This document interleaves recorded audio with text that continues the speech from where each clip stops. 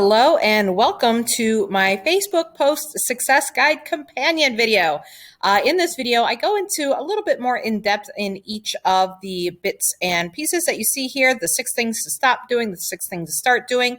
And we also talk about the posts to be made, and I'll give you some additional examples and why these particular posts do well.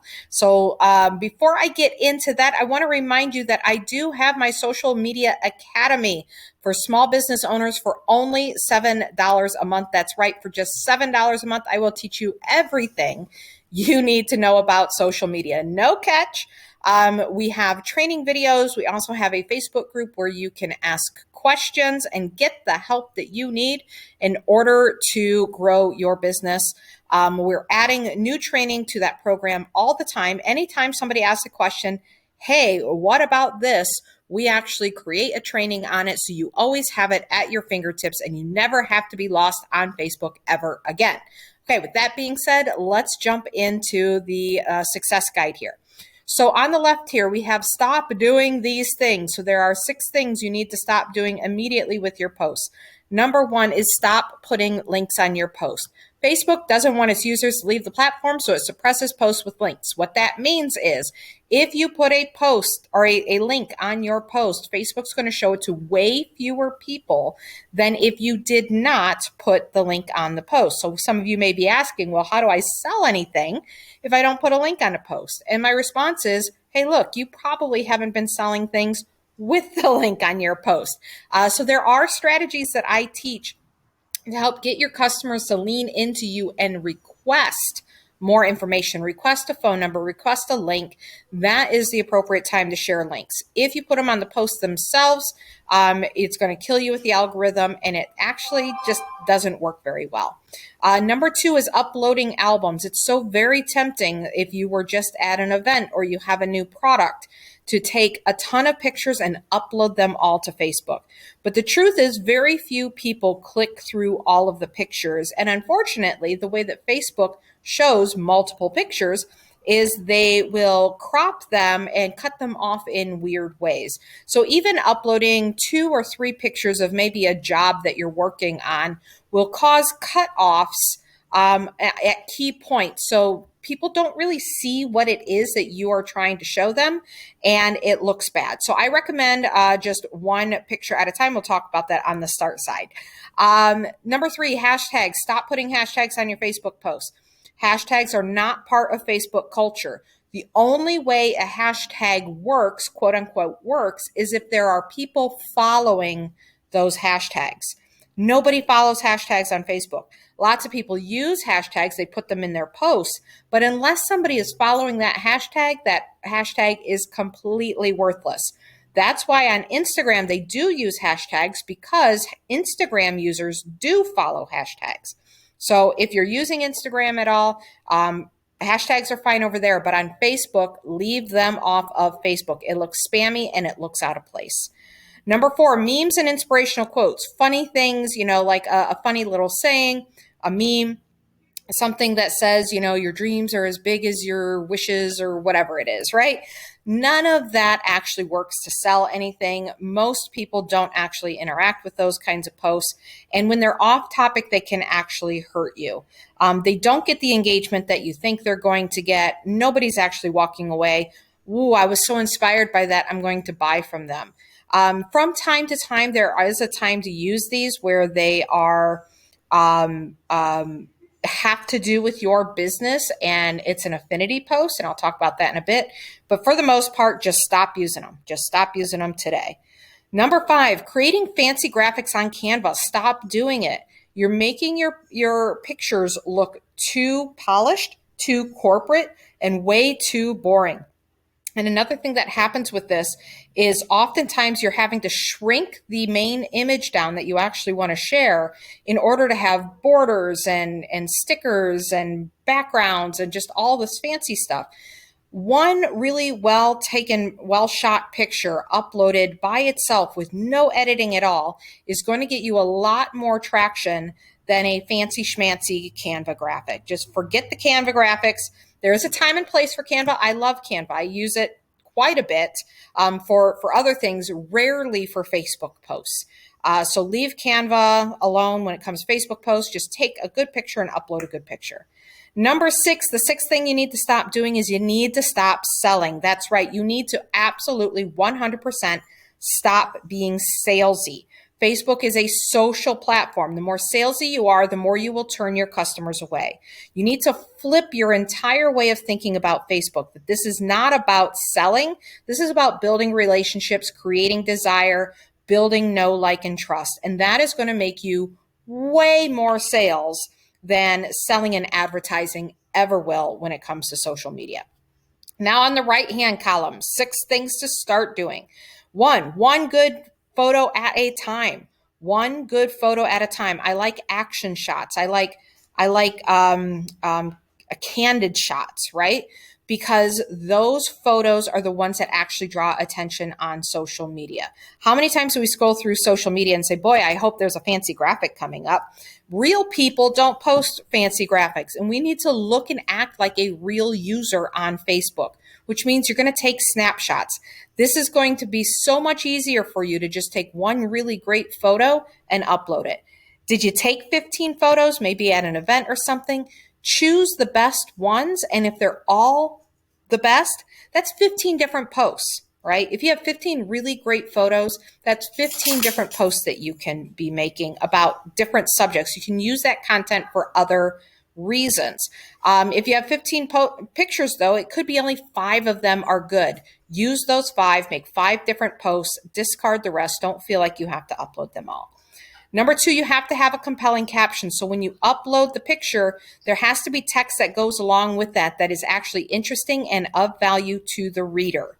To the reader, not to you. It has to be of value to the reader. It has to be interesting. It has to be funny, smart, informative, something that will catch their attention and make them want to read. And it should always have something to do with your business category, or you.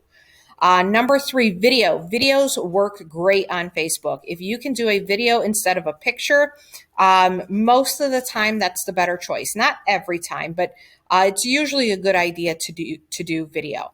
This goes into the know, like, trust, right? People want to know you, they want to like you, they want to trust you.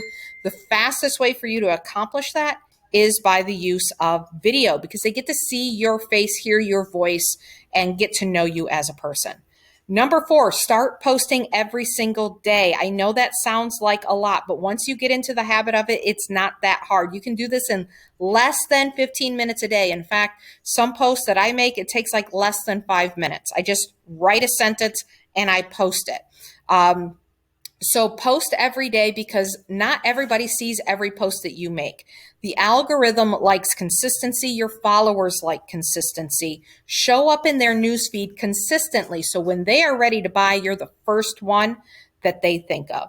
Number 5, stay on topic of your business. Any post that you should make, with very rare exception, should have something to do with your business. Even if it's kind of a selfie, you should take a business angle. Even if it's I went on vacation, it should be something like, I'm so glad I have a business that gives me the flexibility that I can go on vacation like this. Or thank you to all my customers for an amazing year we're celebrating in Costa Rica, or whatever it is. Stay on the topic of your business. Okay. No off wall, like, again, inspirational things, or here's a great recipe. If you're selling real estate, don't post recipes. Don't post things that are off topic. Number 6 is create a good mix. So a lot of you guys get stuck on making the same kinds of posts over and over and over and over again. Success comes from having a good mix of posts. Don't get just stuck on those 1 or 2. Keep your followers interested by creating, like I call it, the roller coaster, right? Ups and downs, high engagement, lower engagement, and everything in between. And that's going to keep your customers always on the tip of their toes, watching for what is coming next from you. And that will keep them engaged. That will keep the algorithm engaged. All right, now let's look at the posts to make. These are the 8 buckets, or the 8 types of posts that you could be making about your business. So number 1 is engagement games. Engagement games is anything that is directly asking somebody to engage with your post. So you could be asking them to like the post. You could be asking them to comment on the post is usually the most common engagement games. So this one, raise your hand if you're ready to kick procrastination in the butt. That's a big problem that my online clients have, is they're always procrastinating in their business. They've been talking about it a lot. And so I said, raise your hand if you're ready to kick procrastination in the butt. As you can see, we had 86 comments on that and 135 likes. When you get people to engage and actually comment, always comment back to them. And that shows the algorithm that there's conversations having here, and you will gain algorithm juice. If you don't respond, it lowers the algorithm juice that you get from the comments. Yes, it can take a little bit of time to answer each one. And I have 8,000 followers. So like that 86 comments isn't actually that much compared to how many followers I have. Most of you have nowhere near that. And your comments are going to be much more manageable. But this is an example of that. We could do this or that post, or scale of 1 to 10 post, or which one is your favorite. Those are all things that encourage your followers to actually engage with your post, which gives you algorithm juice, and it helps them to start connecting with your business, because now they're not just looking at you, they are engaging with you. All right, number 2 is a product service focus post. So these are not salesy posts. In this case, this was a post that I made about a product that I have called, or a service I have called Idea Factory. An Idea Factory is basically where I generate like 20 to 30 pages of ideas for my clients using a program that I have. And it's different ways to write their product descriptions, different ways to talk about their products. And it's absolutely amazing. So in this post, I did a demo of what the Idea Factory actually does. So a demo of your product, features and benefits of your product, pictures of your product where you talk a bit more about your product. Not a, hey, here's a link and go buy my product. I did not in this post tell them to go buy it. I just showed them how it actually works. So I said a quick Idea Factory demo. Don't watch this if you don't want to get excited by the possibilities. Game changing. And in the video, I probably do pitch a bit at the end of the video, but I'm getting them super excited about what it is that I offer in the video itself. Number 3 is behind the scenes. Behind the scenes is great. People are voyeuristic. They want to know kind of like what's going on in your life and what is happening. And this is a good example from one of my e-commerce clients. She actually crochets doilies. You guys, if she can sell doilies using these techniques, you can sell what you're selling. And here she said, I was going to start a video and hit the wrong button. Picture it is, yes, I'm up to something. I'm actually going to increase the size here. I should have done that earlier. So these are a little bit easier to read. And so she just took a behind the scenes. Here's me crocheting. Now you could say, well, I don't crochet. I don't have a behind the scenes. There are things you do every day that your customers don't see you doing. So if you take a snapshot, a selfie of yourself doing it, or a snapshot of your planner, or a snapshot of, you know, of all the materials going into a truck, a snapshot of you at the store buying supplies for something. Those are all behind the scenes examples. Next, we have a know like example. So know like means they're getting to know about you a bit more personally. And again, this doesn't mean you have to tell them your life history. You do not have to open up your whole entire life, but you let people get to know you a bit. Selfies are great here. In this case, I actually showed them a journal entry that I did. Where I had to write something about what I really want my clients to know about me. And when I wrote it all out, I thought, well, if I really want my clients to know this about me, why don't I just share it? And I took a picture and I posted it. You can see we got 62 likes, 18 comments on this, 4 shares. It did pretty well. And the comments that I got from it were people saying, whoa, you know, like I love that you wrote this, and it shows in what you do every day. And it really created a lot of relationships, because again, that's what we're looking for here. We aren't looking for the quick sale. We're looking for relationships that we can turn into sales and referrals in the future. So them getting to know me a little bit, you know, some of the people that are reading this may not be commenting because they don't know me, but now they're reading all of the things that people are saying about me, and they're reading what what my values are, right? What I think is important that my customers know about me, and they can connect with me on that level. So that is the know like. Number 5, we have information. This is where you're giving tips, tricks, hints. You're helping them better use your product, even if they didn't buy it. So if you sell air conditioners, you may give them tips on how to save electricity in the summertime with their air conditioner, or when they should have their air conditioner service. Should it be winter, summer, or should it be spring, fall?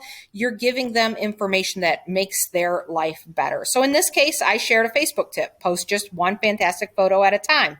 And then I go through, why just one photo? Here are 5 reasons. And then we have that information there. So this is a way for you to help your customers use your product or service even better. Number 6 is affinity. Affinity is a fun one. This is where we start to play around with things like memes. Matt Devitt from, I think it's Devitt or Devitt from Wink Weather, does a fantastic job at this.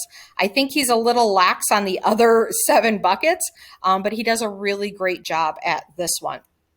And what affinity means is, what do all of your customers have in common? For Matt, all of his customers have in common mostly is either they live in Florida or they're living vicariously through him living in Florida, right? So most of his followers live in Florida. We all see ourselves in his posts, right? When he makes a post, we all are like, yeah, that's us. Yeah, that's us. I got started, with online sales, selling toys for house rabbits. When we make posts about house rabbits, just raise your hand if you love your house rabbit like you do your child, or your house rabbit is your child. Just different things that make them say, yeah, I love house rabbits. Yeah, I love this or that. For some of you guys, there aren't going to be a lot of things in common. It could just be that you live in a similar area and you'll want to use some posts, not a lot, but a sprinkling of posts like this where you make a connection with that affinity. Okay, that thing that everybody of your followers has something in common, and you make a post. If you were selling jewelry, it would be like, we are jewelry addicts, right? We're all jewelry addicts. We love jewelry. We're obsessed with jewelry. We have a jewelry box overflowing with jewelry. Your husband's saying, stop buying jewelry. Those are all posts that you could make that create that affinity. Next, we have customer focus. So this is a post that I made on my page, highlighting one of my clients that did really well. From November 1st through December 31st, I made $12,490 in sales.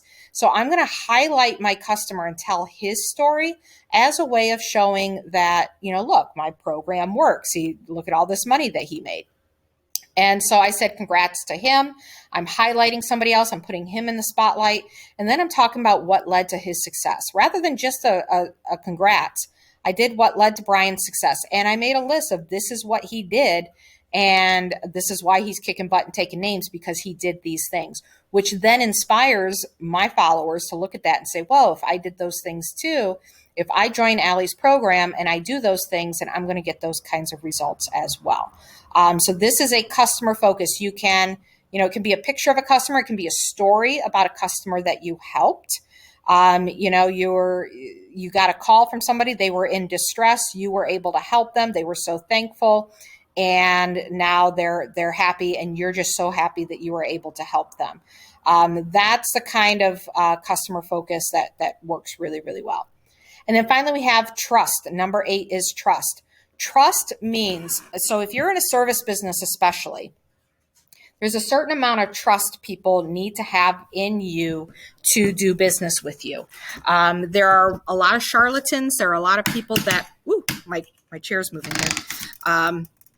There are a lot of charlatans out there that are going to take advantage of people. How can I trust you? How do I know that you're going to show up? How do I know that you're going to do a good job? How do I know that you're a better option than the other guy? How can I trust that the fact that you charge more, that there's a good reason for that? So this is a good example of that. This was a post that I made for one of our members in the Grow Business Network here in Southwest Florida. And we talked about how storm chasers are coming into the area and basically taking advantage of people. They're going to do shoddy work for a low price, but then they're going to leave. And next storm, you're going to have leaks again. And, Paul from Renegade Roofing can help you make sure you don't make any mistakes when choosing a contractor for your home. So that's the kind of thing that elicits trust, is kind of telling people like, hey, here's what's happening. This is what other people don't want you to know. This is the insider information. Or here's a time when somebody tried to hire me, but I told them no because I wasn't actually the best solution for them, and I referred them to somebody else. So the trust and the customer focus can sometimes overlap, and a lot of these posts can a lot of times overlap with each other. But it's good for you to think of them in these different buckets so that you can be sure to have that variety in your posts, and always look for these opportunities when you see them. So if you hear a story from one of your employees about a customer, and it's not a negative story or a bad story, but it's an inspiring story, or it's a story that teaches a lesson, you can start to now, with these buckets, start to think about how that could become a good Facebook post so that you can build know, like, trust, so that you can build relationships with people, so they're leaning into you and you're the first choice when they need an air conditioner, when they need a roof, when they need a lawyer, when they need a realtor, or if they know somebody who does, you are the absolute first choice. They're not even going to Google. This is how we get around the Google problem in the first place. All right. So just a quick reminder that if you need more help with your Facebook marketing, or if you're making posts and you want feedback of, am I doing the right thing, or how can I make this better? Join my Social Media Academy for only $7 a month. You get all of the training, plus you get the Facebook group where you can ask questions, put your posts in there, talk about things that, maybe you're struggling with. And I am there to help you and help walk you through that and give you the support that you need so you can start making money with Facebook by getting these leads and referrals to choose you over everybody else. And I'll see you there in the Academy.